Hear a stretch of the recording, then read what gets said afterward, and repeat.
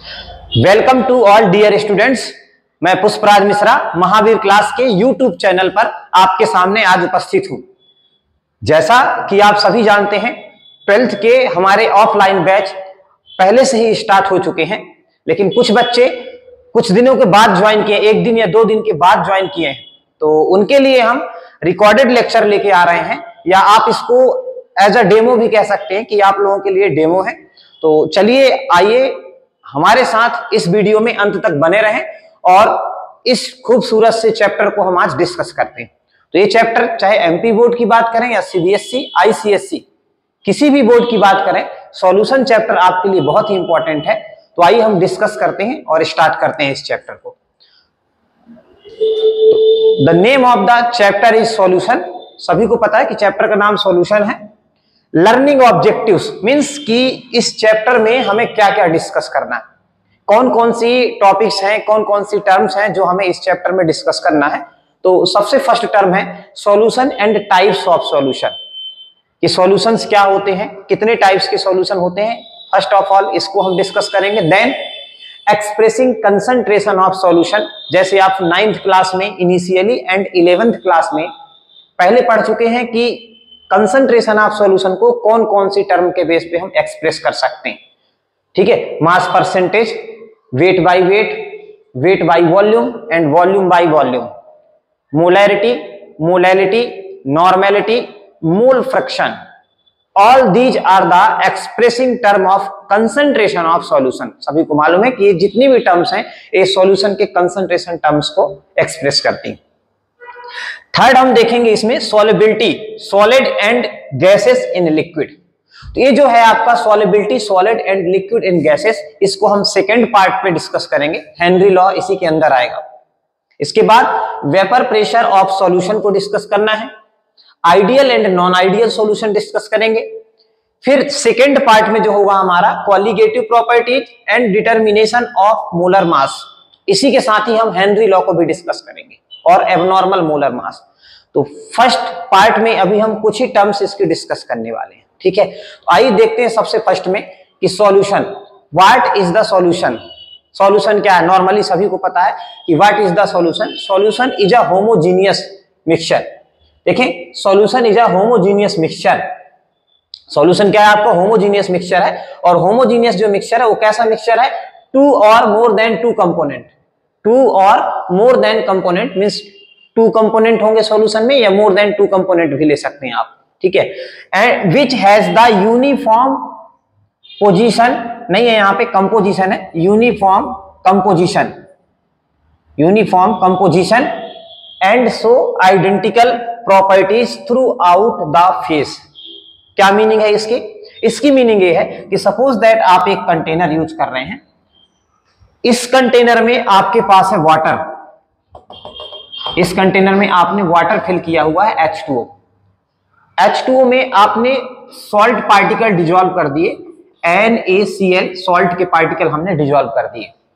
अब जो सॉल्ट के पार्टिकल डिसॉल्व किए हैं इसके अंदर, तो ये यूनिफॉर्म डिस्ट्रीब्यूशन बनाएंगे थ्रू आउट द सॉल्यूशन। पूरे सॉल्यूशन के अंदर सॉल्ट का पार्टिकल मतलब यहां भी होगा,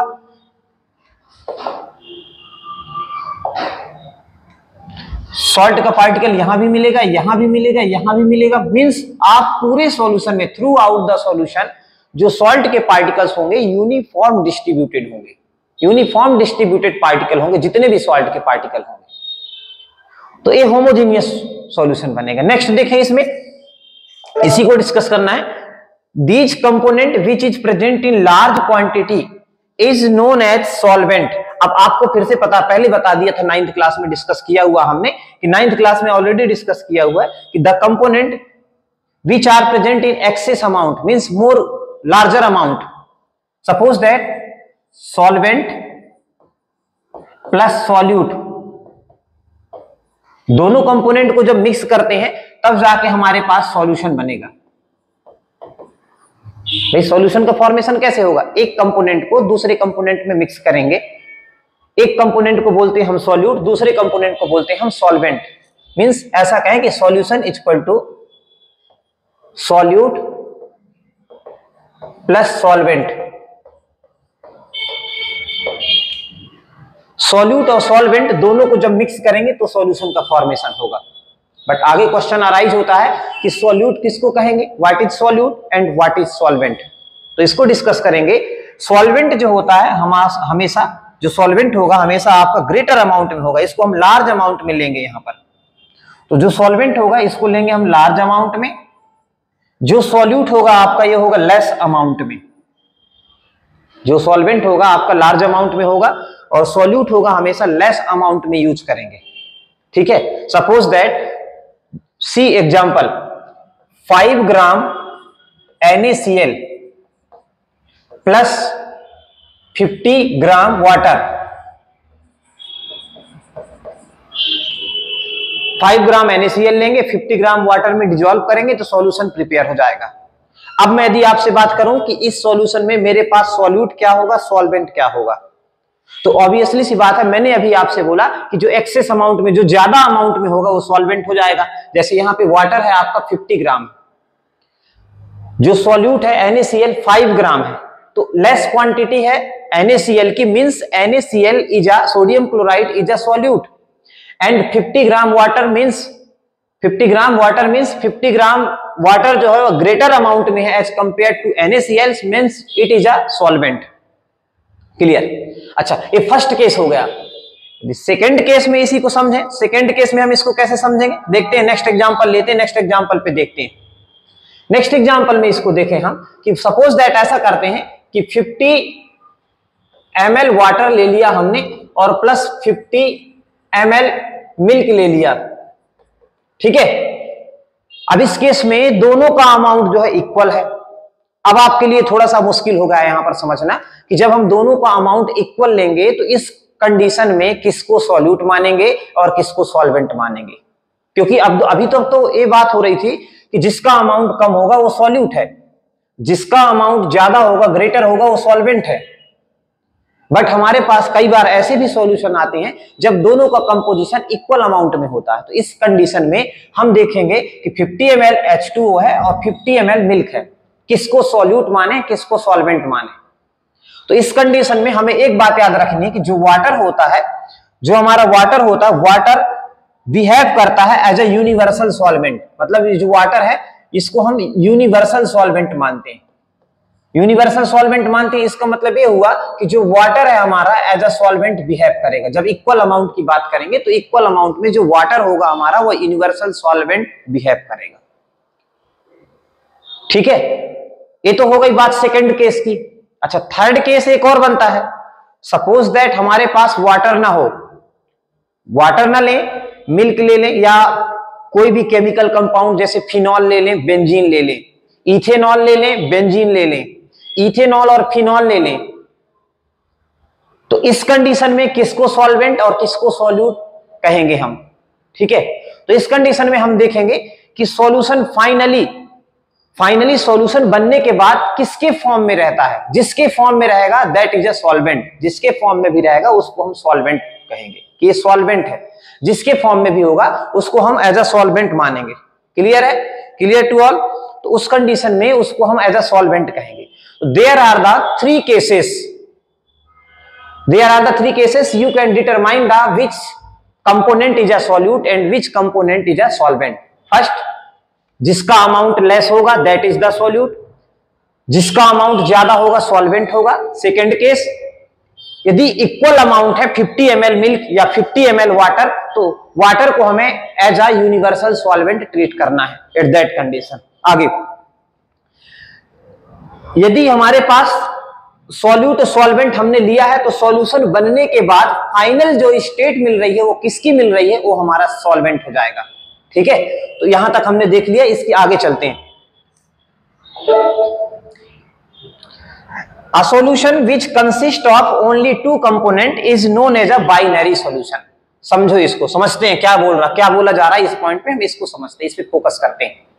ठीक है, वैसे मैंने ऑफलाइन के लेक्चर में सारी चीजें बहुत अच्छे से डिस्कस करके रखी है, फिर भी इसको हम आके समझते हैं, देखते हैं क्या है। देखें, solution which consist, suppose that मैंने बोला कि आपके पास सॉल्यूशन है, उसमें हमने ले लिया 5 ग्राम मैंने ले लिया यहां पे NaCl ठीक है। 5 ग्राम NaCl को मैंने डिजोल्व कर दिया कुछ अमाउंट ऑफ वाटर में, तो जो भी होगा, मान लीजिए मैं यहां पे ले लेता हूं 50 ग्राम H2O वाटर ले लिया। एक है मेरे पास सॉल्यूट और दूसरा है मेरे पास सॉल्वेंट। एक सॉल्यूट एक सॉल्वेंट, मींस मेरे सॉल्यूशन में दो ही कंपोनेंट हैं। मेरे सॉल्यूशन में दो ही कंपोनेंट हैं। जब मेरे सॉल्यूशन में दो कंपोनेंट होंगे तो इस सॉल्यूशन को मैं बोलूंगा binary solution. Binary means only 2 components are present in a solution. तो क्या सर 3 कंपोनेंट भी हो सकते हैं? बिल्कुल हो सकते हैं, 3 कंपोनेंट भी हो सकते हैं। कैसे? सपोज दैट आपने वाटर लिया, वाटर में आपने ऐड कर दिया NaCl, वाटर में आपने फिर से ऐड कर दिया सुक्रोज C12H22O11, आपने सुक्रोज को भी ऐड कर दिया, मींस 2 सॉल्यूट ऐड कर दिए और सॉल्वेंट आपने केवल वाटर को लेके रखा। इस कंडीशन में there are 3 component in a solution. अब जो सॉल्यूशन में हमारे पास टोटल कंपोनेंट है वो 3 कंपोनेंट है, और 3 कंपोनेंट है मतलब इस सॉल्यूशन को हम बोलेंगे ternary solution. But in our syllabus only have a binary solution, so we will discuss about a binary solution. हम केवल बाइनरी सॉल्यूशन की बात करेंगे। हमारे सिलेबस में बाइनरी सॉल्यूशन है, टर्नरी सॉल्यूशन नहीं। ध्यान रखना, सॉल्यूट आपके मोर देन 1 हो सकते हैं, but solvent always will be 1। Solvent हमेशा एक ही होगा। हाँ, सॉल्यूट को आप ले सकते हैं मोर देन 2 सॉल्यूट, 3, 4, 5 जितने लेना हो, लेकिन सॉल्वेंट को हमेशा हम 1 ही मानेंगे। एक ही सॉल्वेंट रहेगा हमारा सॉल्यूशन के अंदर। ठीक है, आगे चलते हैं। इसके बाद नेक्स्ट देखते हैं हम types of a solution. Types of a solution में डिस्कस करेंगे। There are mainly 3 types of solution: solid solution, liquid solution and gaseous solution. Solid solution के केस में देखेंगे कि जो सॉल्वेंट होगा, मैंने पहले भी बोला था कि जब हम सॉल्यूट को सॉल्वेंट में डिसॉल्व करते हैं तो सॉल्यूशन फाइनली सॉल्वेंट के फॉर्म में या फाइनली जिस फॉर्म में आता है उसको हम मानते हैं सॉल्वेंट। तो यहां पर क्या कर रहे हैं कि जो सॉल्यूट है, सॉल्यूट को हमने सॉलिड ले लिया, सॉल्वेंट को हमने सॉलिड ले लिया, मींस सॉल्यूट प्लस सॉल्वेंट दोनों सॉलिड रहेंगे, दोनों को सॉलिड मान लिया। एग्जांपल क्या है? Copper dissolve in gold. सबको मालूम है कि जो गोल्ड आता है मार्केट में 24 कैरेट होता है। 24 carat gold means very soft, बहुत ज्यादा सॉफ्ट होता है। ज्वेलरी बनाना बहुत मुश्किल हो जाएगा। फिर क्या करेंगे इस कंडीशन में कि हम गोल्ड को मेल्ट करते हैं, कॉपर को मेल्ट करते हैं, दोनों को मेल्ट करते हैं और मेल्ट करने के बाद इंटरमिक्स कर देते हैं, एक दूसरे में मिक्स कर देते हैं। मिक्स करने के बाद जो सॉलिड सॉल्यूशन बनता है, आप देखेंगे कि वो गोल्ड के जैसा दिखता है, मतलब गोल्ड वहां पे सॉल्वेंट हो गया। मैंने बोला था फाइनली किसकी स्टेट ले रहा सॉल्यूशन, मिक्सिंग के बाद फाइनली सॉल्यूशन किसकी स्टेट ले रहा, तो गोल्ड की स्टेट लिखता है। कॉपर नहीं दिखेगा आपको कि गोल्ड में कॉपर मिक्स है, ठीक है, क्योंकि यूनिफॉर्म डिस्ट्रीब्यूटेड हो जाता है। तो फाइनली गोल्ड मतलब गोल्ड जो होगा यहां पर वो सॉल्वेंट हो जाएगा और जो कॉपर मिक्स किया गया दैट इज द सॉल्यूट। एक पहली बात। दूसरी बात, कॉपर वैसे भी लेस अमाउंट में यूज किया जाता है। तो these are the types of solution. फिर नेक्स्ट में क्या किया, सॉल्यूट को हम लिक्विड के फॉर्म में ले लिए, सॉल्वेंट हमारा अभी भी सॉलिड है और इसका एग्जांपल है amalgam of mercury with sodium.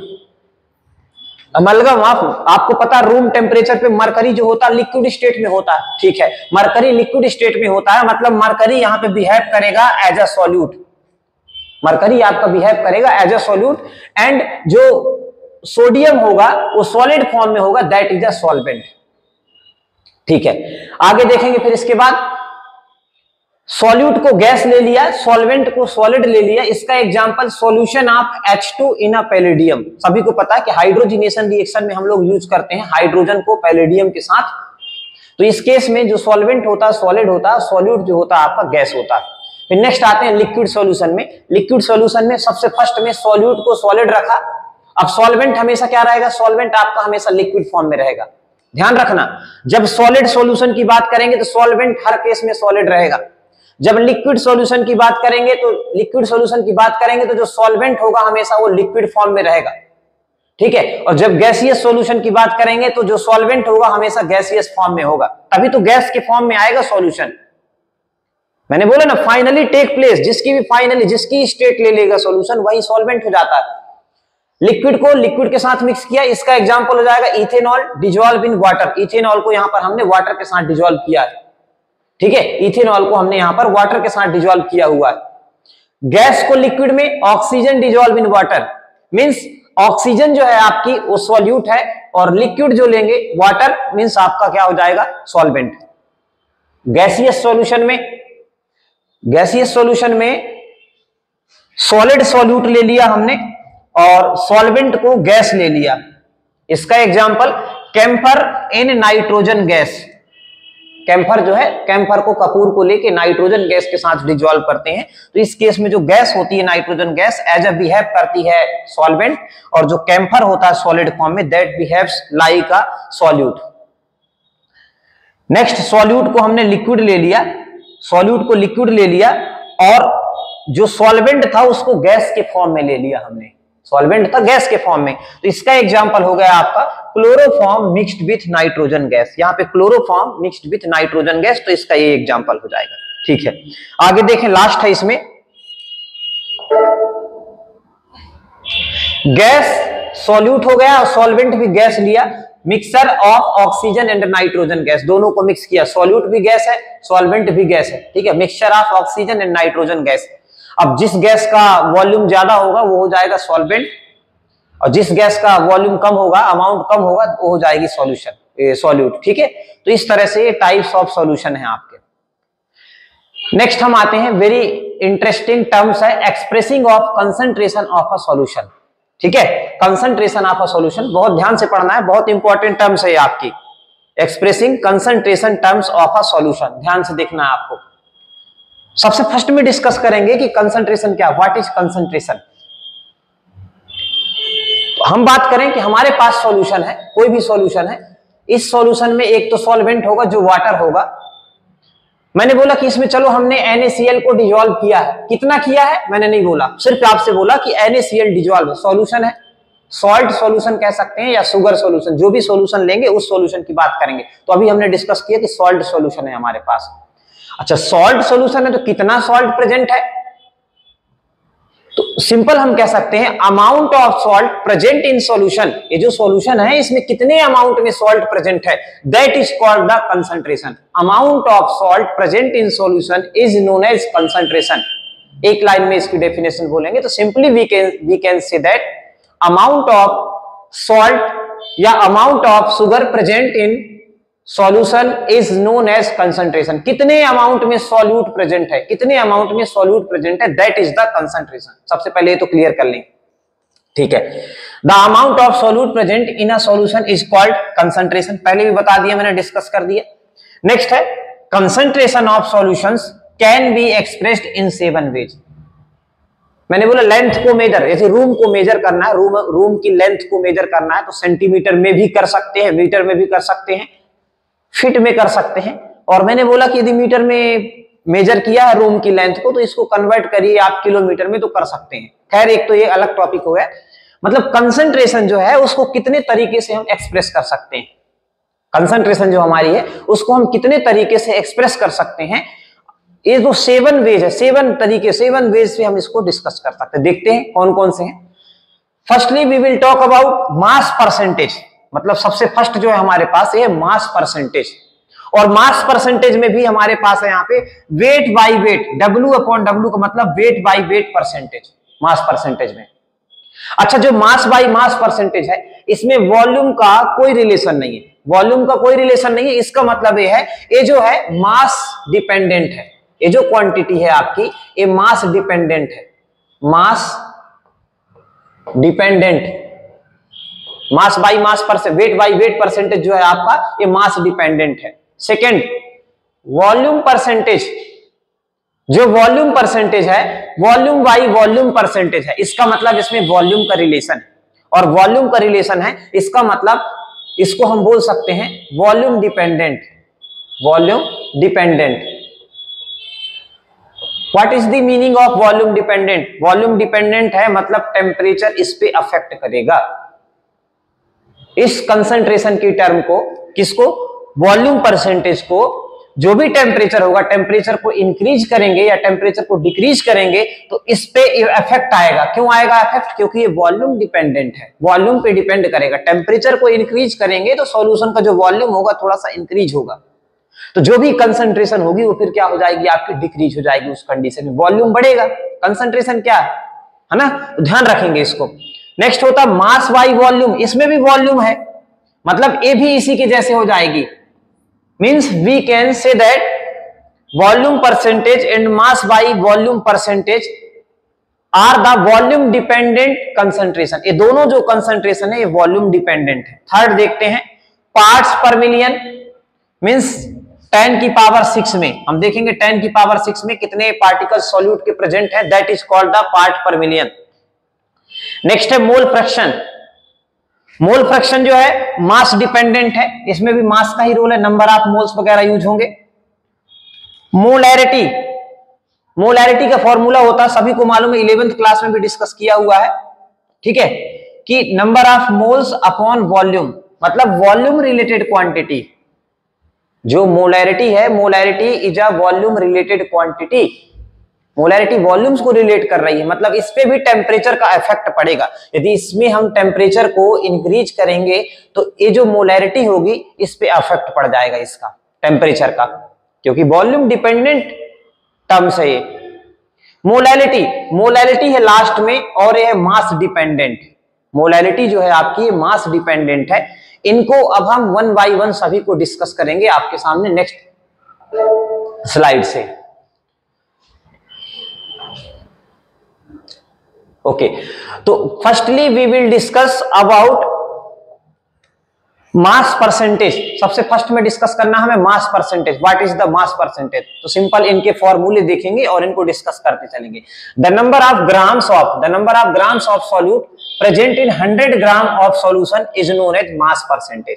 क्या समझ में आया? मतलब यदि मैं आपसे बोलता हूं कि 5% solution of 5% solution of NaCl, NaCl का 5% सॉल्यूशन, तो क्या मतलब हुआ इसका? इसका मतलब ये हुआ कि 5% का मतलब 5 ग्राम जो है वो NaCl है, कितने में? 100 ग्राम सॉल्वेंट में। 100 ग्राम यदि वाटर को लिया तो वाटर को हम बोल देंगे सॉल्वेंट में, या मतलब बोल सकते हैं सॉल्यूशन में। 100 ग्राम सॉल्यूशन जिसमें से 5 ग्राम क्या है आपका मास परसेंटेज है। इसका यदि फॉर्मूला देखें तो फॉर्मूला होता है weight by weight percentage equal to mass of solute upon mass of the solution into 100। Mass percentage है तो परसेंटेज के लिए यहां पर हम 100 यूज करेंगे। मास of the solute upon mass of the solution into 100। Next जो टर्म है हमारी सेकंड, इसी में वॉल्यूम परसेंटेज। वॉल्यूम परसेंटेज में the volume of solute in ml, जो सॉल्यूट का वॉल्यूम लेना है उसको हमें ml में लेना है, तो volume of solute in ml present in 100 ml of solution. 100 ml में सॉल्यूट का कितना वॉल्यूम प्रेजेंट है? यहां पे क्या था?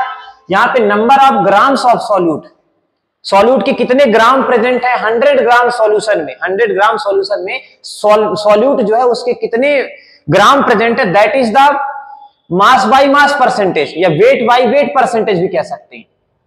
But in this case volume percentage में the volume of solute, solute का कितना वॉल्यूम प्रेजेंट है 100 ml ऑफ सॉल्यूशन में, तो इसको हम बोलेंगे वॉल्यूम परसेंटेज।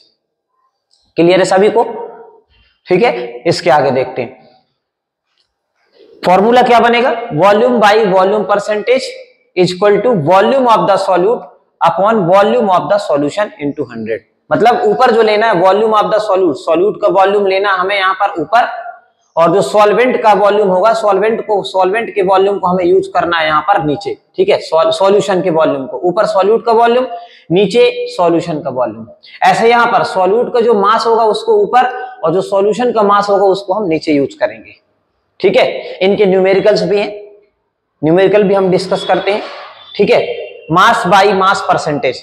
थर्ड जो आती है कंसंट्रेशन को एक्सप्रेस करने की quantity, mass by volume percentage. देखो वॉल्यूम परसेंटेज है मतलब ये टेम्परेचर पे डिपेंड करेगी। ये सेकंड वाली जो है ये टेम्परेचर पे डिपेंड करेगी, फर्स्ट वाली टेम्परेचर पे डिपेंड नहीं करेगी। क्यों नहीं करेगी? क्योंकि इसका वॉल्यूम से कोई रिलेशन नहीं। थर्ड वाली है मास by volume percentage. Mass by volume percentage मतलब ये भी वॉल्यूम है तो टेम्परेचर से ये भी अफेक्ट होगी, ध्यान रखना, ये भी टेम्परेचर से अफेक्ट होगी, है ना। आगे देखते हैं, इसमें देखें थोड़ा सा,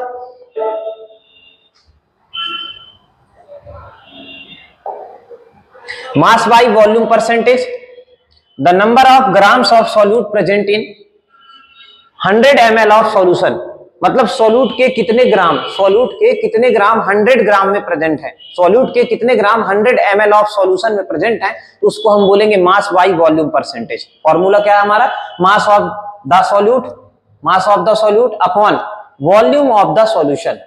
ठीक है, जो सॉल्यूशन का वॉल्यूम लेंगे उसको हम ml में लेंगे, ध्यान रखेंगे। क्वेश्चन में कई बार ऐसा बोल देता है आपसे कि 5 gram NaCl dissolve in 100 gram of solution. ध्यान से समझेंगे, इसमें आपसे बोल दिया कि 5 ग्राम जो NaCl था वो 100 ग्राम सॉल्यूशन में प्रेजेंट है, बट यहां पे हमें कैलकुलेट करने के लिए बोला जा रहा मास बाई वॉल्यूम परसेंटेज, और फॉर्मूले में भी हमारे पास नीचे लिखा हुआ volume of the solution. Volume of the solution ये तो ग्राम में दिया है, ये मास दे दिया आपको, मास दिया है, यहां पे वॉल्यूम ऑफ द सॉल्यूशन लिखना है। ml में निकालेंगे तो कैसे लिखेंगे वॉल्यूम ऑफ द सॉल्यूशन। इस केस में यदि ऐसा क्वेश्चन आता है तो इस केस में आपको एक और टर्म दी जाती है साथ में, और वो टर्म होती है आपकी डेंसिटी। वो जो टर्म होती है वो डेंसिटी दी जाती है कि जो सॉल्यूशन है सॉल्यूशन की डेंसिटी कितनी, और सॉल्यूशन की डेंसिटी निकालने के लिए आप सभी को पता है कि density is equal to mass upon volume. अब देखिए हमारे पास मास दिया हुआ, क्वेश्चन में दे दिया उसने 100 ग्राम, सॉल्यूशन का जो मास है, सॉल्यूशन का मास 100 ग्राम। क्या मास और वॉल्यूम दोनों सेम चीजें होती हैं? नहीं, मास और वॉल्यूम दोनों में डिफरेंस होता है।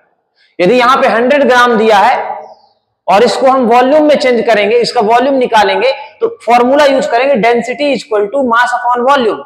डेंसिटी आपको दी होगी, जो भी डेंसिटी दी होगी उसके प्लेस पे आप रखेंगे और यहां से वॉल्यूम निकाल लेंगे, वॉल्यूम को ट्रांसपोज कर देंगे, volume is equal to mass upon आ जाएगा डेंसिटी। तो मास दिया 100 ग्राम, डेंसिटी सॉल्यूशन को गिवन रहेगी क्वेश्चन में, तो जो भी डेंसिटी गिवन रहेगी उसको आप यहां पे लिखेंगे और यूज करके आंसर निकाल सकते हैं। ठीक है,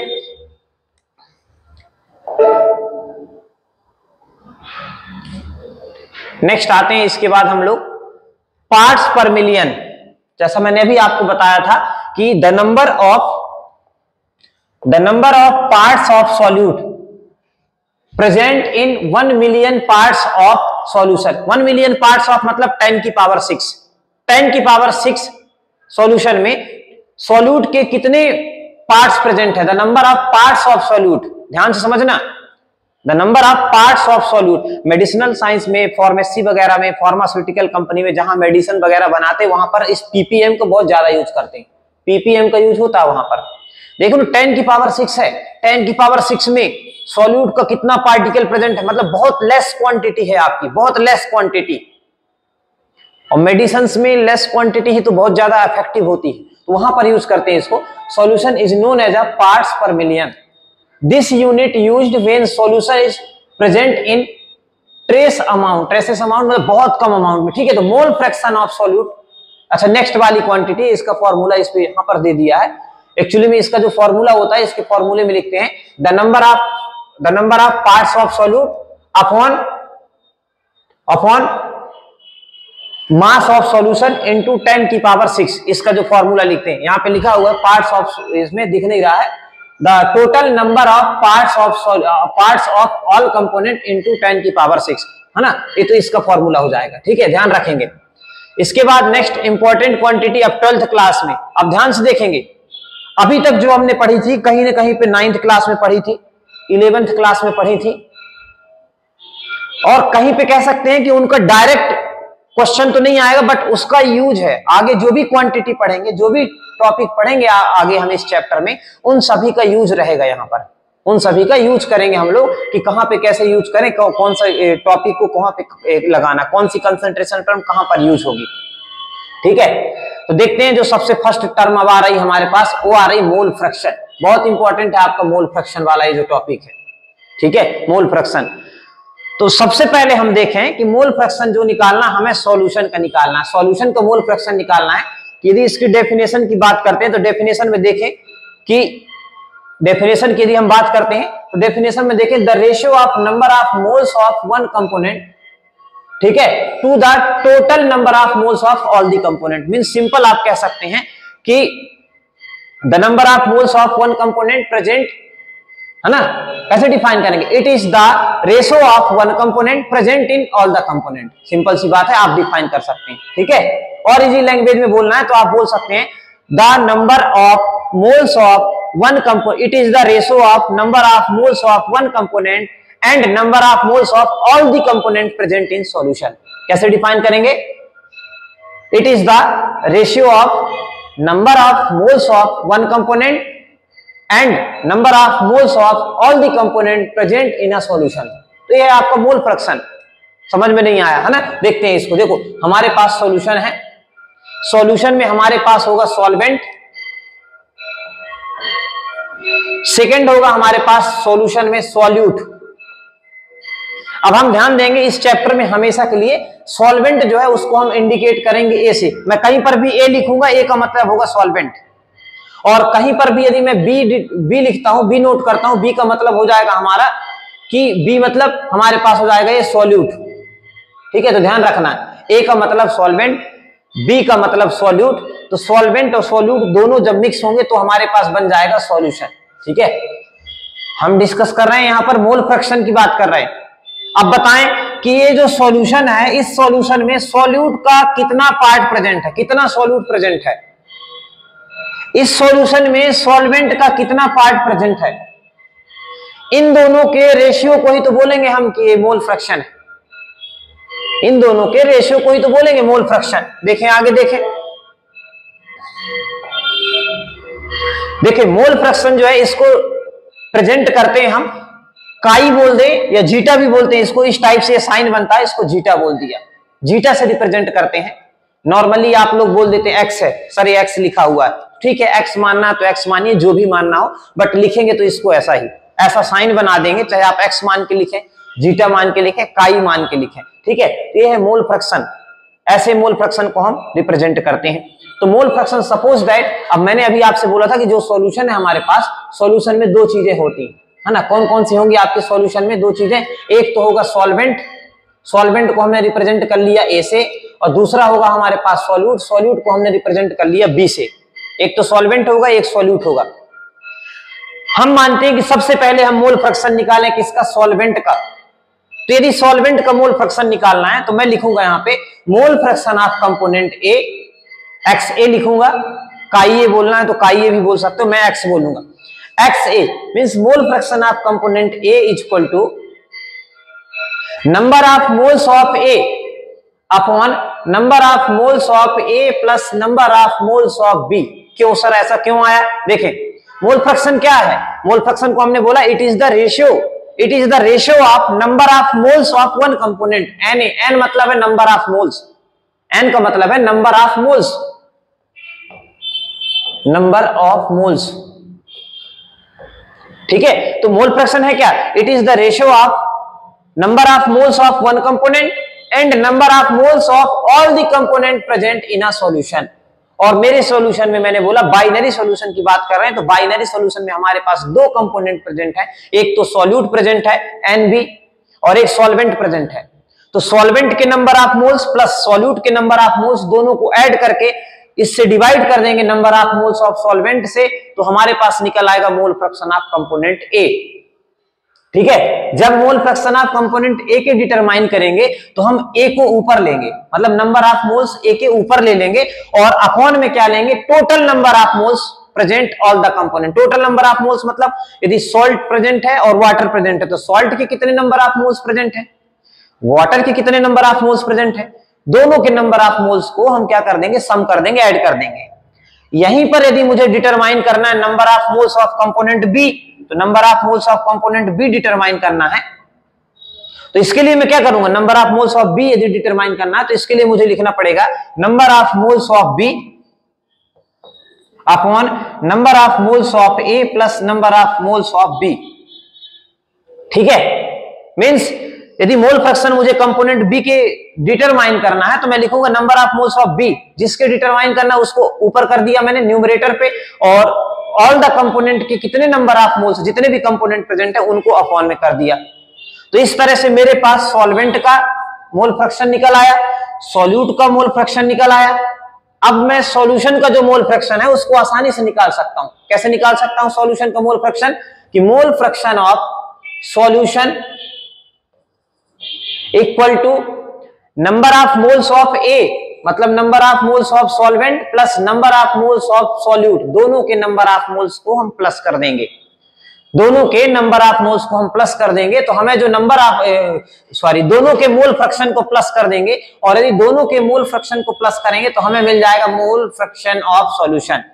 पहले क्या करेंगे, पहले सॉल्वेंट का मोल फ्रैक्शन निकाल लेंगे इस फॉर्मूले से, सॉल्यूट का मोल फ्रैक्शन निकाल लेंगे, इसके बाद दोनों के मोल फ्रैक्शन को हम सम कर देंगे तो हमें निकल जाएगा मोल फ्रैक्शन ऑफ सॉल्यूशन।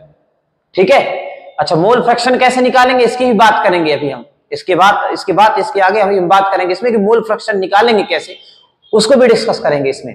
ठीक है, तो देखें हमने यहां पे देखा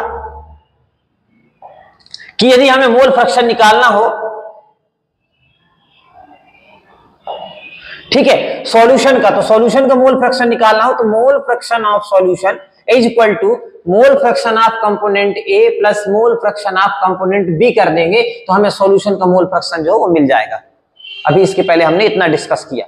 ठीक है, अब हम देखते हैं कि कैसे मिलेगा हमें। जैसे आप देखें यहाँ पे कि mole fraction of component A plus mole fraction of component B is equal to,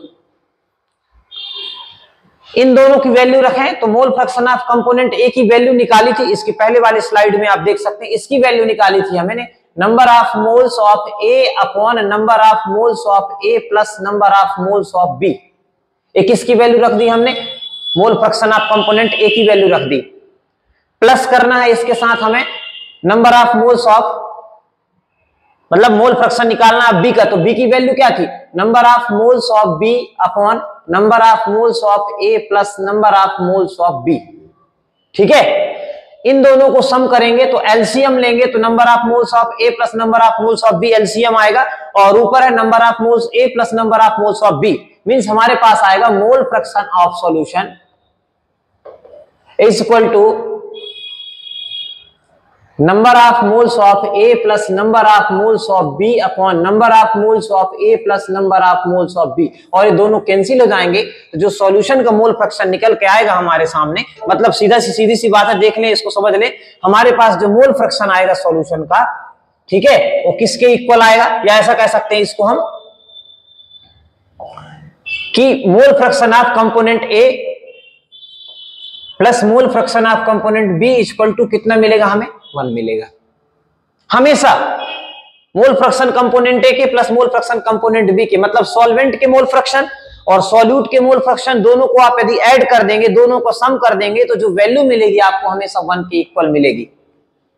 तो क्या सर ऐसा बाइनरी सॉल्यूशन के लिए बस होगा, नहीं, यदि हमारे पास mole fraction of component A मतलब एक कंपोनेंट है, दूसरा कंपोनेंट है mole fraction of component B plus तीसरा कंपोनेंट है mole fraction of component C, है ना, फिर प्लस मोल फ्रैक्शन ऑफ, मतलब डॉट डॉट किया, mole fraction of component N is equal to, तो भी 1 मिलेगा हमें।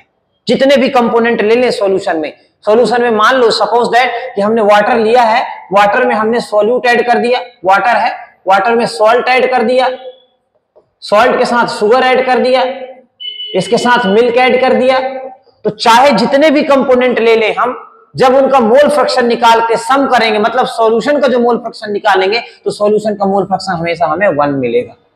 ठीक है सर, मोल फ्रैक्शन कैसे निकालेंगे, देखो जैसे मैंने आपको बताया कि अभी मोल फ्रैक्शन जब हमारे सॉल्यूशन में 2 कंपोनेंट होंगे, एक सॉल्यूट एक सॉल्वेंट, तो आप जैसे सपोज दैट सॉल्वेंट का निकालना है तो सॉल्वेंट के लिए लिखेंगे mole fraction of component A is equal to number of moles of A upon number of moles of A plus number of moles of B. आप ऐसे निकाल सकते हैं, नंबर ऑफ मोल्स निकालना अभी मैं सिखा दूंगा आपको। सपोज दैट यदि हमारे सॉल्यूशन में 3 कंपोनेंट हो गए तो 3 कंपोनेंट के लिए जो मोल फ्रैक्शन निकालेंगे वो मोल फ्रैक्शन निकल के आएगा मोल फ्रैक्शन ऑफ कंपोनेंट ए का निकालें, ए इज इक्वल टू, अभी 3 कंपोनेंट की बात करेंगे, अभी 2 कंपोनेंट थे, एक सॉल्वेंट था एक सॉल्यूट था, अभी जो बात करेंगे वो 3 कंपोनेंट की करेंगे। तो mole fraction of component A is equal to number of moles of A upon number of moles of A plus number of moles of B plus number of moles of C, upon में 3 component आएंगे। Mole fraction क्या, यही तो है mole fraction, it is the ratio of number of moles of 1 component, जिसका निकाल रहे हैं उसको ऊपर लेना, number of moles of 1 component and number of moles of all the component present in a solution, जितने भी कंपोनेंट प्रेजेंट होंगे सॉल्यूशन में सभी का सम ले लेंगे तो नंबर ऑफ मोल फ्रैक्शन निकल आएगा। तो इस तरह से हम मोल फ्रैक्शन को कैलकुलेट कर सकते हैं। ठीक है, बन जाएगा, ध्यान देना, इसके न्यूमेरिकल्स भी करेंगे बाद में हम लोग, पहले अभी थ्योरी डिस्कस कर लें। अब बात यहां पे आ रही कि सर एक टर्म आ रही नंबर ऑफ मोल्स, मान लो सॉल्वेंट के नंबर ऑफ मोल्स निकालना है, तो नंबर ऑफ मोल्स निकालने का फॉर्मूला हम पहले पढ़ चुके हैं, number of moles equal to given mass upon molar mass, given mass upon molar मास।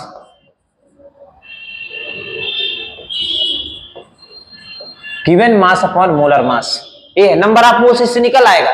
जो भी मास क्वेश्चन में दिया होगा गिवन मास अपॉन मोलर मास, उसका मोलर मास से डिवाइड कर देंगे तो हमारे पास निकल के आ जाएगा नंबर ऑफ मोल्स।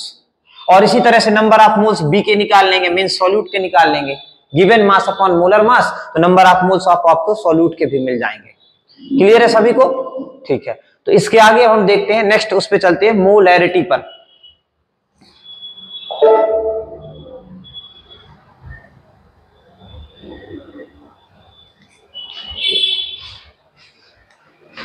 खाली स्लाइड नहीं मिलेगी, खाली स्लाइड नहीं आएगी। ठीक है, मोलैरिटी, मोलैरिटी के पहले हम we will discuss molarity, what is the molarity, पहले मोलैरिटी को डिस्कस करेंगे। 11th क्लास में भी मोलैरिटी डिस्कस की हुई है, ऑलरेडी बताया हुआ है कि मोलैरिटी को हम कैसे डिस्कस कर सकते हैं। ठीक है, कैसे बता सकते हैं मोलैरिटी की डेफिनेशन को, तो मोलैरिटी को भी हम डिफाइन कर सकते हैं कि मोलैरिटी कैसी आएगी। ठीक है,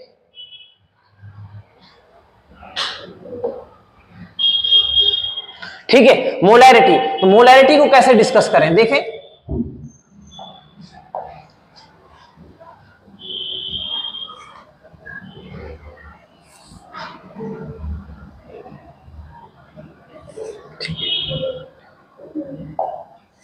मोलैरिटी, ठीक है, तो मोलैरिटी में सभी को पता है कि number of moles of solute, कितने नंबर ऑफ, मतलब सिंपल सा लिख सकते हैं इसको, number of moles of solute, moles of solute present in 1 litre of solution. ठीक, आपको बताना कितने नंबर ऑफ मोल्स सॉल्यूट के कितने नंबर ऑफ मोल्स प्रेजेंट है सॉल्यूशन के अंदर। मतलब सिंपल सी बात कहें, नॉर्मल लैंग्वेज में समझें तो हमारे पास 1 लीटर सॉल्यूशन, कौन सा सॉल्यूशन है, सॉल्ट सॉल्यूशन ले लीजिए, शुगर सॉल्यूशन ले लीजिए, इथेनॉल सॉल्यूशन, मीथेनॉल सॉल्यूशन, जो भी सॉल्यूशन आपको लेना है उससे मतलब नहीं, कोई भी सॉल्यूशन हो, लेकिन 1 लीटर सॉल्यूशन में नंबर ऑफ मोल्स कितने प्रेजेंट है सॉल्यूट के नंबर ऑफ मोल्स कितने प्रेजेंट है, दैट इज द मोलैरिटी, यही मोलैरिटी है। And you all know that molarity is represented by capital M, जो मोलैरिटी है, मोलैरिटी को हम कैपिटल एम से रिप्रेजेंट करते हैं, मोलैरिटी जो है इसको कैपिटल एम से रिप्रेजेंट करते हैं। तो इसमें यदि अब हम देखें कि इसमें हमें यदि फॉर्मूला बनाना है मोलैरिटी का, तो इस डेफिनेशन के थ्रू फॉर्मूले को कैसे बनाएंगे, वो चाहिए व्हाइट चाहिए हमें, दूसरी स्लाइड चाहिए इसमें, ठीक। तो इसके बाद देखें अब इसमें फॉर्मूला कैसे बनाए थे, डेफिनेशन थी number of moles of solute present in 1 litre of solution. मैंने बोला कि मोलैरिटी को कैपिटल एम से डिनोट करते हैं, तो यहां पर लिखेंगे capital M equal to number of moles of solute, पूरा लिखिए पहले, number of moles of solute upon volume of solution, volume of solution. ये मोलैरिटी का फॉर्मूला है, number of moles of solute upon volume of solution. लेकिन ध्यान रहे, जो वॉल्यूम ऑफ सॉल्यूशन किस में लोगे आप लोग, लीटर में, इसको लिखेंगे ब्रैकेट में हम लोग 1 लीटर, इन लीटर में लेंगे इसको। अच्छा आगे देखें, number of moles of solute, solute को मैंने बोला कि सॉल्यूट को आप पूरे चैप्टर में बी मान के चलेंगे, किसी किसी बुक में 2 लिखा रहता है सॉल्यूट के लिए, सॉल्वेंट के लिए 1 लिखा रहता है। तो जब हम सॉल्यूट को यहां पर बी मान के चलेंगे और नंबर ऑफ मोल्स को स्मॉल एन से रिप्रेजेंट करते हैं, तो यहां पर हम लिख सकते हैं इसके प्लेस पे एन बी, एन का मतलब नंबर ऑफ मोल्स, बी का मतलब सॉल्यूट के number of moles, N means आएगा नंबर ऑफ मोल्स, बी मतलब सॉल्यूट के नंबर ऑफ मोल्स। तो number of moles of solute upon, यही तो लिखा है number of moles of solute upon volume of solution in litre. तो वॉल्यूम मतलब भी लिख दिया, और वॉल्यूम कैसे लेना हमें, इन लीटर में लेना, वॉल्यूम जो लेना है हमें इन लीटर में लेना, ठीक है, इसको कर दिया हमने इन लीटर। फिर मैंने आपको अलग से बताया हुआ कि जो नंबर ऑफ मोल्स होता है, नंबर ऑफ मोल्स का क्या फॉर्मूला होता है, number of moles equal to given mass upon molar mass. Given mass को हम लोग रिप्रेजेंट करते हैं W से, मोलर मास को रिप्रेजेंट करते हैं M से।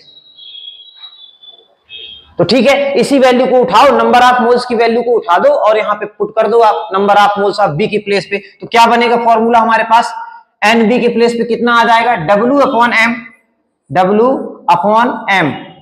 अच्छा, ये जो W है गिवन मास है, किसका गिवन मास है, सॉल्यूट का, तो सॉल्यूट का गिवन मास है, तो यहां पे हम यूज करेंगे B। M जो है मोलर मास है, किसका मोलर मास है, सॉल्यूट का, तो यहां पे लिखेंगे MB। देखें, अपॉन में लिखेंगे वॉल्यूम इन लीटर, तो वॉल्यूम इन लीटर में लिखने के लिए V डिवाइडेड बाई कर देंगे 1000, लीटर में लिखने के लिए वॉल्यूम को, इसको हम डिवाइड कर देंगे 1000 से।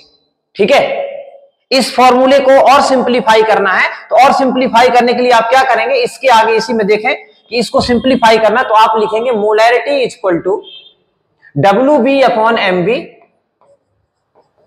इनटू कर दीजिए तो 1000 ऊपर चला जाएगा और वॉल्यूम जो होगा आपका वॉल्यूम नीचे आ जाएगा। तो इसके थ्रू हम निकाल सकते हैं मोलैरिटी को। Now what is the unit of molarity, this is very important. सभी बच्चे न्यूमेरिकल सॉल्व करते हैं, न्यूमेरिकल सॉल्व करने के बाद यूनिट लिखना भूल जाते हैं, और यदि यूनिट नहीं लिखते तो आपके हाफ मार्क्स डिडक्ट हो जाते हैं। तो जब यूनिट लिखेंगे तो या तो आप ऐसा लिखें कि सपोज दैट कोई किसी भी सॉल्यूशन की मोलैरिटी कैलकुलेट करने में 0.2 आती है, 0.2 मोलैरिटी आती है, तो ये तो आप कैपिटल M के साथ लिख दें, या इसकी प्रॉपर यूनिट लिखें। क्या होती है इसकी unit, moles per litre, moles per mole पर लीटर, या किसी किसी बुक में MCQ के फॉर्म में ऐसे भी आ जाती मोल लीटर इनवर्स। तो आपको ध्यान रखना है ये सारी जो यूनिट्स हैं आपकी किसकी, मोलैरिटी की यूनिट है। ठीक है, मोल्स लीटर इनवर्स, तो ये है मोलैरिटी, ऐसे समझना मोलैरिटी को हमें। ठीक है, मींस फाइनली हमारे पास क्या कंक्लूजन निकल के आया, क्या फॉर्मूला निकल के आया मोलैरिटी का, कि molarity is equal to WB upon MB into 1000 upon V। V मतलब volume of solution, WB given mass of solute, WB B लिखा है ध्यान रखना, given mass of solute, MB molar mass of solute, और उसकी जो भी वैल्यू गिवन होगी न्यूमेरिकल में उसको यहां पुट करेंगे और हम इसका सॉल्यूशन कर लेंगे आसानी से। MP बोर्ड में डायरेक्ट क्वेश्चन आता है, define molarity, define molarity and right it's formula. तो मोलैरिटी को डिफाइन करेंगे आप लोग, द नंबर ऑफ, यहीं से फॉर्मूला याद हो गया तो सब कुछ बन जाएगा, फॉर्मूले से ही सारी चीजें हैं आपकी। The number of moles of solute present in 1 litre solution, the number of moles of solute present in 1 litre solution, तो यही मोलैरिटी है। ये फॉर्मूला निकल आया, हम इसको निकाल सकते हैं, याद कर सकते हैं। ठीक है, इसके आगे देखते हैं हम लोग,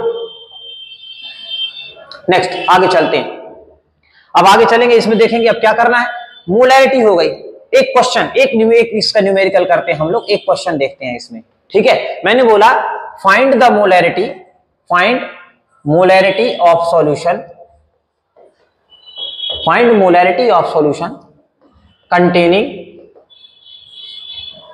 5 gram NaCl and 500 ml of water, 500 ml of water।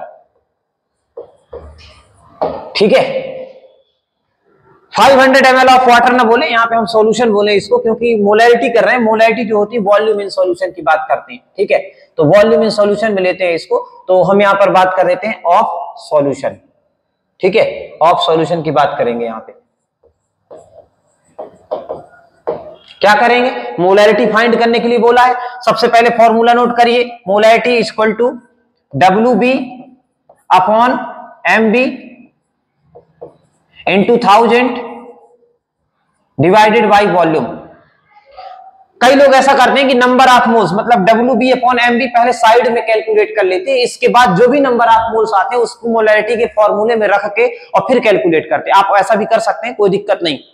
ठीक है, जिन लोगों को दिक्कत होती है आप ऐसे भी डायरेक्ट निकाल सकते हैं। इसमें डायरेक्ट कैसे निकालेंगे, अब देखिए हमारे पास पता है कि WB मतलब given mass of solute, solute क्या होगा आपसे बताया गया 5 ग्राम NaOH। 500 ml जो है ये वॉल्यूम ज्यादा है, 5 ग्राम ये कम है, जिसका अमाउंट कम होता है वो सॉल्यूट होता, तो सॉल्यूट का गिवन मास जो है ये आपका 5 ग्राम है। तो आप यहां पे लिखेंगे 5 upon molar mass, molar mass of solute, solute का मोलर मास कितना होगा, देखिए सोडियम का होता है 23 प्लस क्लोरीन है Cl, NaCl की बात हो रही तो Cl का जो मास होता है वो होता है 35.5। इन दोनों को ऐड करेंगे तो हमें यहां पर मिलेगा आपका 58.5 इंटू 1000। वॉल्यूम कितना गिवन है? वॉल्यूम गिवन है 500। ठीक है, आप इसको कैलकुलेट कर लेके निकाल सकते हैं जी। 2 जीरो से 2 जीरो कैंसिल, 5 1 जा 5, 5 2 जा 10। कितनी आएगी मोलैरिटी आपकी? मोलैरिटी आ जाएगी 5 2 जा 10, 10/58, 8.5 इतनी मोलैरिटी आ जाएगी इसकी। डेसिमल हटाएंगे, एक जीरो बढ़ जाएगा, तो जो भी आएगी यहाँ, जो भी आंसर आएगा यहाँ पे आप उसको लिख सकते हैं मोलैरिटी कैलकुलेट का। मैंने एक तरीका बताया कि मोलैरिटी हमें कैसे कैलकुलेट करना है। ठीक है, मान लीजिए सपोज दैट हमें यहीं पर बोल देता find molarity of solution containing 5 gram NaCl इन 500 ग्राम। यहां पे क्या बोल देता हमसे? अब ml के प्लेस पे अब हमें बोल देता यहां पे ग्राम, 500 ग्राम। ध्यान से समझेंगे बेटा इसको, है ना। 500 ग्राम बोल दिया हमसे, 500 ग्राम ऑफ सॉल्यूशन, मतलब जो सॉल्यूशन है वो 500 ग्राम है, ग्राम लिया उसका। लेकिन आपको पता है मोलैरिटी में हमें तो वॉल्यूम यूज करना है, ग्राम मतलब मास नहीं यूज करना है। मोलैरिटी में हमें यूज करना है वॉल्यूम। लेकिन अब ऐसा यदि क्वेश्चन आएगा तो आपको साथ में एक हिंट मिलेगी कि आपको डेंसिटी गिवन रहेगी। Suppose that density is equal to 1.2 gram per ml। Density आपको क्वेश्चन में गिवन होगी। जैसे डेंसिटी गिवन है तो आप समझ जाइए कि हमें डेंसिटी वाला फॉर्मूला लगाना है। Density is equal to mass upon volume, और इस फॉर्मूले को लगा के हम यहां से वॉल्यूम को निकाल सकते हैं। कैसे? Volume equal to mass upon density, इसको हम निकाल सकते हैं, ऑलरेडी कैलकुलेट कर सकते हैं, कोई दिक्कत नहीं इससे। ठीक है ना। तो इस तरह से अब वॉल्यूम आ गया जाएगा हमारे पास, तो जो भी वॉल्यूम आएगा उस वॉल्यूम को हम इस फॉर्मूले में रख के फिर कैलकुलेट करेंगे। ना कि डायरेक्ट आपको 500 ग्राम लिखा है तो आपको डायरेक्ट नहीं रखना कि 500 आप यहां रखिए। ध्यान से समझिए, मास दिया है, आपको यूज करना है वॉल्यूम, तो वॉल्यूम में पहले उसको कन्वर्ट करिए। कैसे कन्वर्ट करेंगे? Formula V equal to volume equal to mass upon density, इस फॉर्मूले से कन्वर्ट कर लीजिए और इसके बाद रख दीजिए, कोई दिक्कत नहीं। तो ये है हमारी मोलैरिटी। सर ये तो हमको पहले से बनती थी, ये मोलैरिटी जो हमसे पहले से बनती थी, 11th क्लास में पढ़ा। ठीक है, पहले से बनती थी। अभी इसके आगे देखें और देखें इसमें मोलैरिटी में कितनी चीजें, बहुत सारी चीजें हैं मोलैरिटी में, बहुत सारी चीजें हैं, नई नई चीजें हैं मोलैरिटी के अंदर। देखें इनको। हम नेक्स्ट बात करते हैं molarity of ions. Molarity of ions, molarity of ions. Sir ये कैसे? मोलैरिटी ऑफ आयंस का मतलब सपोज करें, क्वेश्चन से समझते हैं, देखते हैं क्वेश्चन से। आपको दे दिया find the molarity of H plus ion and sulfate ion if 10 gram NaOH dissolve in 500 ml of solution। समझे बात को। अभी भी मोलैरिटी कैलकुलेट करने के लिए बोला है आपसे, लेकिन मोलैरिटी इस बार आपको आयंस की दे दी। आयंस की मतलब H+ की और SO4 की। अच्छा, जो सॉल्यूशन बना है, एक चीज इसमें थोड़ा सा सही से लिखेंगे, जो 10 ग्राम NaOH दिया है, 10 ग्राम NaOH नहीं, क्योंकि आयंस जिसकी कैलकुलेट कर रहे हैं उसको हम यहाँ पे यूज कर लेते हैं। ठीक है, तो 10 ग्राम यहाँ पे यूज कर लेंगे हम लोग H2SO4। नॉर्मल क्वेश्चन से कोई दिक्कत नहीं, मोलैरिटी फाइंड कर सकते हैं, लेकिन यहाँ पे आपको स्पेसिफिक अब आयंस की मोलैरिटी कैलकुलेट करने के लिए बोल दिया, आप आयंस की मोलैरिटी निकालिए। तो ऐसे क्वेश्चंस में घबराना नहीं है। सबसे पहले हमें नॉर्मल, ठीक है, सबसे पहले नॉर्मल हमें सॉल्यूशन की मोलैरिटी कैलकुलेट करना है। सॉल्यूशन किस चीज के बना हुआ है? H2SO4 का। तो सबसे पहले आप H2SO4 की मोलैरिटी कैलकुलेट कर लीजिए। कैसे करेंगे? फॉर्मूला आपको पता है, molarity is equal to, formula हर बार लिखें, WB upon MB into 1000 divided by volume. जो भी वॉल्यूम आएगा सॉल्यूशन का उसको आप यहाँ पे लिख सकते हैं। ठीक है, तो देखें WB मतलब गिवन मास ऑफ सॉल्यूट 10 ग्राम की बात हुई है, तो 10 अपॉन मोलर मास, H2SO4 का मोलर मास कैसे कैलकुलेट करेंगे? H2SO4, देखिए हाइड्रोजन का मास 1 होता है, यहां पे 2 हाइड्रोजन है तो 2 × 1 प्लस, सल्फर का हो जाएगा 32 प्लस, ऑक्सीजन का मास होता है 16, देयर आर 4 ऑक्सीजन, 4 × 16, तो याद आएगा टोटल आपका 98, जो टोटल आंसर आ जाएगा इसमें 98 ग्राम आ जाएगा मोलर मास। तो यहां पे आप मोलर मास के प्लेस पे लिख देंगे 98 इनटू 1000 डिवाइडेड बाई वॉल्यूम कितना है आपका 500 है, 20 से 20 इसको कैंसिल करिए, 5 1 जा 5, 5 2 जा 10, ठीक है, और 10 2 जा कितना हो जाएगा 20, 20 अपॉन आएगा 98, 20 अपॉन 98 को सॉल्व करेंगे तो कितना मिलेगा आपको 0. और ये 200 हो जाएगा, 2 टाइम जाएगा, मींस मान लेते हैं इसकी जो मोलैरिटी आ गई आपकी 0.2 मोलर आ गई, या यूनिट लिख सकते हैं मोल्स पर लीटर या मोल लीटर इनवर्स, ठीक है। तो इसकी मोलैरिटी आ गई H2SO4 की, लेकिन आपसे ये तो पूछा नहीं, आपसे पूछा है कि H+ आयन की और सल्फेट आयंस की बताइए, इसकी मोलैरिटी बताना है आपको इस क्वेश्चन में। अब इसके लिए क्या करेंगे, आपको इसका डिसोसिएशन का कॉन्सेप्ट क्लियर होना चाहिए कि जैसे हम H2SO4 को देखते हैं तो H2SO4 जो होता है हमारे पास H2SO4 डिसोसिएट होता है 2H+ आयन में प्लस सल्फेट आयन में, 2 हाइड्रोजन है, 2 पहले आ जाएगा 2H+ प्लस SO4 2-। देखें यहां पर H2SO4 के कितने मोल्स हैं, कुछ नहीं लिखा है इसके सामने, मैं इसको मान लेता हूं कि इसके जो मोल्स हैं 1 मोल्स हैं, H2SO4 के 1 मोल्स हैं। यदि मेरे पास H2SO4 के 1 मोल्स हैं तो कितने मोल्स H+ आयन मिल रहे हैं, 2 मोल्स मिल रहे हैं। देखें यहां पे यदि मेरे पास H2SO4 के 1 मोल्स हैं तो 2 मोल्स मुझे H+ आयन मिल रहे हैं और 1 मोल्स मुझे सल्फेट आयंस मिल रहे हैं। कुछ करना थोड़ी था, बस यहीं पे तो खेल है पूरा। सबसे पहले क्लियर करना है कि H2SO4 को यदि हम 1 मोल्स लें तो 1 मोल H2SO4 से 2 मोल्स आपको H+ आयन मिलेंगे और 1 मोल्स आपको सल्फेट आयंस मिलेंगे। अच्छा, इसकी मोलैरिटी कितनी गिवन है अभी क्वेश्चन में 0.2।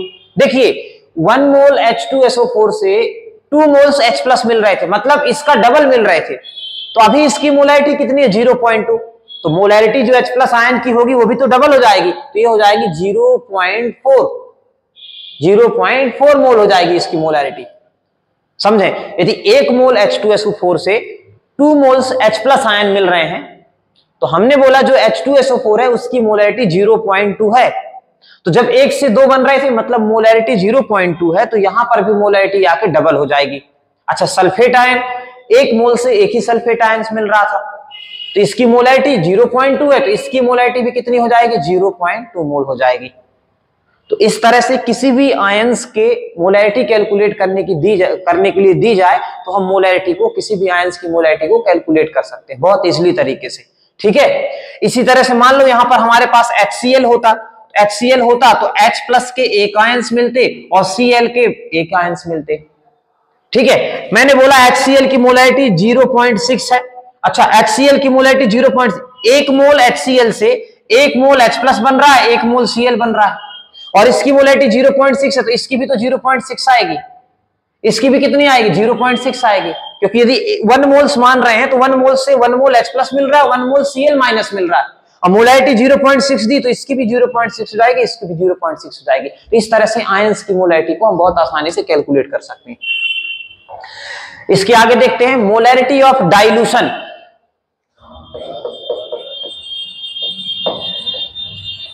मोलैरिटी ऑफ डाइल्यूशन, अब हमें डाइल्यूशन की मोलैरिटी देखना है। डाइल्यूशन का मतलब what is the meaning of dilution, means addition of water in solution. Addition of water in solution is known as dilution. Simple सी बात है, डाइल्यूशन की मीनिंग ये है कि वाटर के अमाउंट को ऐड करना है किसमें, सॉल्यूशन में, ठीक है। मान लो हमारे पास सॉल्यूशन है, कोई भी सॉल्यूशन है, इसकी मोलैरिटी है 0.2 मोलर, ये सॉल्यूशन जो है 0.2 मोलर है। अच्छा, वॉल्यूम कितना है, वॉल्यूम मैंने बोला इसका वॉल्यूम जो है वो 500 ml है, ठीक है, कोई दिक्कत नहीं। मैंने आपसे बोला कि इस पे आप 200 ml वाटर और ऐड कर दीजिए, समझे बात। सॉल्यूशन है मेरे पास एक, उस सॉल्यूशन की जो मोलैरिटी है वो 0.2 मोलर है, वॉल्यूम जो है सॉल्यूशन को 500 ml। मैंने आपसे बोला कि इसमें 200 ml वाटर और ऐड कर दीजिए। अच्छा 200 ml वाटर मैंने और ऐड कर दिया। देखिए 0.2 मोलैरिटी थी 500 ml वाटर में, लेकिन अभी हमने 200 ml और वाटर ऐड कर दिया, मतलब पहले इसका जो लेवल था यहां तक था, अभी 200 ml और ऐड कर दिया तो इसका लेवल बढ़ गया। मतलब what is the effect of molarity? Molarity पे इफेक्ट आएगा क्या? और यदि इफेक्ट आएगा मोलैरिटी पे तो क्या होगी? मोलैरिटी डिक्रीज होगी या इंक्रीज होगी? यस, मोलैरिटी पे इफेक्ट आएगा। क्यों आएगा? पहले 500 ml में 0.2 थी, 500 ml सॉल्यूशन में 0.2 थी मोलैरिटी, अभी वॉल्यूम को हमने बढ़ा दिया, 200 ml वाटर और ऐड कर दिया। जब 200 ml वाटर हमने और ऐड कर दिया तो इसकी मोलैरिटी जो है डिक्रीज हो जाएगी, कम हो जाएगी। मोलैरिटी क्या है? कंसंट्रेशन।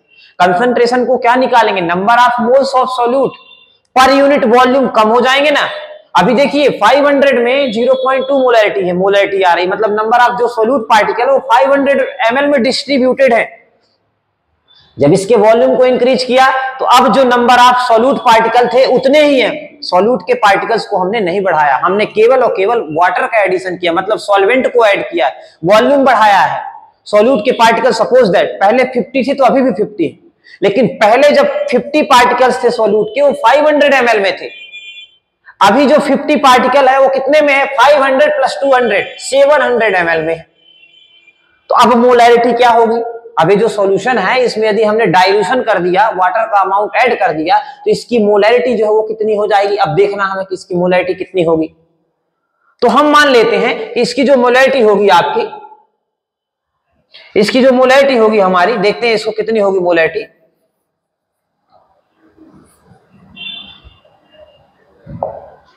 ठीक है, इसकी मोलैरिटी मान लीजिए कि M1 है, इसका वॉल्यूम कितना था? V1 है। अभी हमने इसमें एक्स्ट्रा अमाउंट में वाटर को ऐड कर दिया, तो जब वाटर को ऐड किया तो मोलैरिटी जो है वो चेंज हो गई, तो चेंज होके जो मोलैरिटी मिली हमें मिली M2, जो वॉल्यूम चेंज होके मिला हमें वो कितना मिला? V2, क्योंकि हमने एक्स्ट्रा वाटर ऐड किया तो वॉल्यूम भी चेंज हो जाएगा, मोलैरिटी भी चेंज हो जाएगी। तो पहले इनिशियली जो मोलैरिटी थी M1 थी, फाइनल जो मोलैरिटी आई M2 आई, इनिशियल वॉल्यूम V1 मिला, जो फाइनल वॉल्यूम मिला हमें वो कितना मिला? आपका V2 मिला। ठीक है, तो इसको हम लिख सकते हैं कि M1 V1 equal to M2 V2, ये इसका फॉर्मूला हो जाएगा। और जो भी सॉल्यूशन डाइल्यूशन वाले जो भी क्वेश्चंस होंगे इस फॉर्मूले के थ्रू सारे के सारे सॉल्व हो जाएंगे। ठीक है, M1 V1 equal to M2 V2। Sir इसको कैसे लिखा? देखिए आप सबने पढ़ा है कि मोलैरिटी इक्वल टू होता है number of moles upon volume. अच्छा, इससे नंबर ऑफ मोल्स की वैल्यू निकालें तो number of moles equal to कितना हो जाएगा? M into V। मैंने बोला इनिशियल जो सॉल्यूशन की मोलैरिटी है उसको 1 मान लिया, इनिशियल जो सॉल्यूशन का वॉल्यूम है उसको हमने कितना मान लिया? V मान लिया। सेकेंड में देखें, यहां पर भी वही करें कि मोलैरिटी क्या है? Molarity equal to number of moles upon volume, और यदि नंबर ऑफ मोल्स की वैल्यू निकालें तो N इक्वल टू MV हो जाएगा। मैंने आपसे बात की थी कि हमने वाटर को एक्स्ट्रा अमाउंट में ऐड कर दिया, डाइल्यूशन कर दिया, तो मोलैरिटी चेंज हो गई। तो यहां पर जो मोलैरिटी चेंज होके आई वो कितनी आई? M2 आई। वॉल्यूम कितना आया आपका? V2 आया। ठीक है, तो देखें इस वाले सॉल्यूशन में लेफ्ट हैंड साइड में N है, इस वाले सॉल्यूशन में भी लेफ्ट हैंड साइड में N है। जब दोनों का लेफ्ट हैंड साइड इक्वल है तो राइट हैंड साइड भी क्या होगा? आपका इक्वल होगा। तो इस तरह से फॉर्मूला भी आप निकाल सकते हैं, कॉन्सेप्ट को याद रख के, और डायरेक्ट भी याद कर सकते हैं कि M1 V1 equal to M2 V2। तो जब भी हम डाइल्यूशन की मोलैरिटी कैलकुलेट करेंगे तो उसको इस तरीके से कैलकुलेट कर सकते हैं। ये आपको एनसीईआरटी में कहीं पर भी नहीं मिलेगा ये फॉर्मूला, आप देखना एनसीईआरटी पलटा के कहीं पर भी आपको ये फॉर्मूला मिल जाए तो बताना, किसी एनसीईआरटी में नहीं दिया ये फॉर्मूला। लेकिन ये क्वेश्चन आते हैं आपको कि कैसे डाइल्यूशन की मोलैरिटी को कैलकुलेट कर सकते हैं, कैसे आयंस की मोलैरिटी को कैलकुलेट कर सकते हैं। इसका क्वेश्चन दिया, आयंस की मोलैरिटी का क्वेश्चन दिया एनसीईआरटी में, लेकिन कोई फॉर्मूला कहीं पर कोई उसकी थ्योरी नहीं दी। इसके बाद हम आगे चलते हैं और नेक्स्ट अभी मोलैरिटी ही डिस्कस करेंगे। अभी आपकी मोलैरिटी खत्म नहीं हुई है, अभी नेक्स्ट है मोलैरिटी का ही टॉपिक है, मोलैरिटी ऑफ अ मिक्सचर।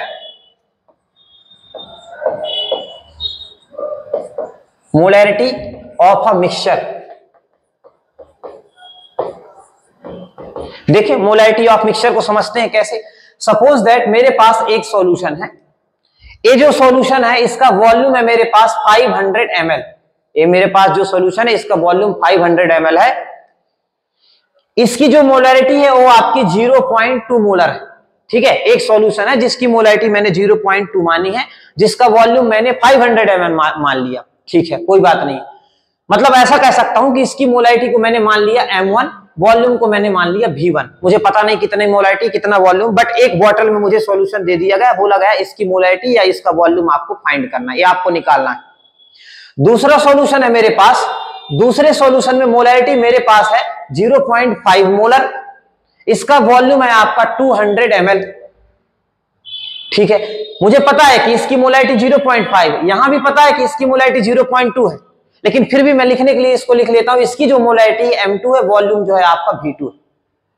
अब हमसे बोला गया, क्या बोला गया कि क्या हम दोनों सॉल्यूशन को मिक्स करेंगे, मतलब दोनों सॉल्यूशन को मिक्स करना है। ये सॉल्यूशन आपका ए है, ये सॉल्यूशन आपका बी है, दोनों की मोलैरिटी डिफरेंट है, दोनों का वॉल्यूम डिफरेंट है। तो जब दोनों की मोलैरिटी डिफरेंट है, दोनों सॉल्यूशन को मिक्स करेंगे, तो मिक्स करने के बाद क्या इफेक्ट आएगा मोलैरिटी में। अब मोलैरिटी क्या होगी दोनों को मिक्स करने के बाद, दोनों को मिक्स करने के बाद वॉल्यूम क्या हो जाएगा। मान लो मैंने दोनों को मिक्स किया, तो मिक्स करने के बाद मैं मानता हूं कि जो वॉल्यूम होगा आपका V1 कितना था आपका 500 प्लस 500 सॉल्यूशन में 200 ml सॉल्यूशन मैंने और मिक्स कर दिया, तो 700 हो जाएगा। इसका मतलब ये हुआ कि V1 प्लस V2 हो जाएगा, जो वॉल्यूम होगा आपका, दोनों को वॉल्यूम ऐड हो जाएगा जब दोनों को मिक्स करेंगे। नहीं समझे, फिर से समझे। हमने दो सॉल्यूशन लेके आए, दोनों सॉल्यूशन की मोलैरिटी आपको बता दिया, दो बॉटल है, दो बॉटल में सॉल्यूशन। मैंने बोला इन दोनों बॉटल के सॉल्यूशन को आप इंटरमिक्स कर दो, एक तीसरे कंटेनर में डाल दो और दोनों को मिक्स कर दो। दोनों को मिक्स किया तो वॉल्यूम क्या होगा, जो ए का वॉल्यूम और बी का वॉल्यूम होगा, दोनों का वॉल्यूम अब प्लस हो जाएगा, ठीक है। अच्छा, मोलैरिटी क्या होगी, मोलैरिटी क्या सेम रहेगी, नहीं। अब जो मोलैरिटी आएगी निकल के, दोनों सॉल्यूशन के लिए आपकी कॉमन मोलैरिटी निकलेगी, कॉमन निकलेगी मोलैरिटी, क्योंकि अब ये 0.2 था, ये था 0.5, लेकिन अब दोनों को हमने मिक्स कर दिया, तो दोनों का वॉल्यूम जो है बढ़ गया और मोलैरिटी अब कॉमन हो जाएगी। मतलब यहां पर कह सकते हैं कि यहां पे जो मोलैरिटी होगी वो m हो जाएगी। क्या समझ में आया कि देखें m1 v1 plus m2 v2 equal to m common है दोनों में मोलैरिटी में, और v1 प्लस कितना हो गया v2। हमें निकालना molarity of a mixture, mixture यहां पर है हमारे पास, तो इसकी मोलैरिटी कितनी है, m है मोलैरिटी, तो m को हम कैलकुलेट कर सकते हैं। कैसे कर सकते हैं, ए टर्म को ट्रांसपोज किया तो अपॉन में आ जाएगा हमारे पास m1, इसको ऊपर लिखते हैं m1 v1 plus m2 v2 upon v1 plus v2 equal to m। तो इस तरह से मोलैरिटी ऑफ मिक्सचर हम कैलकुलेट कर सकते हैं आसानी से इस फॉर्मूले से, कि मिक्सचर की मोलैरिटी कितनी निकल के आएगी। ये भी नहीं मिलेगा आपको एनसीईआरटी में, शिवलाल में, किसी भी बुक में नहीं मिलेगा। ऐसे क्वेश्चन आपको मिलते हैं जेई वगैरह में, नीट वगैरह में देखने को, कि मोलैरिटी, मिक्सचर की मोलैरिटी हम कैसे कैलकुलेट करें।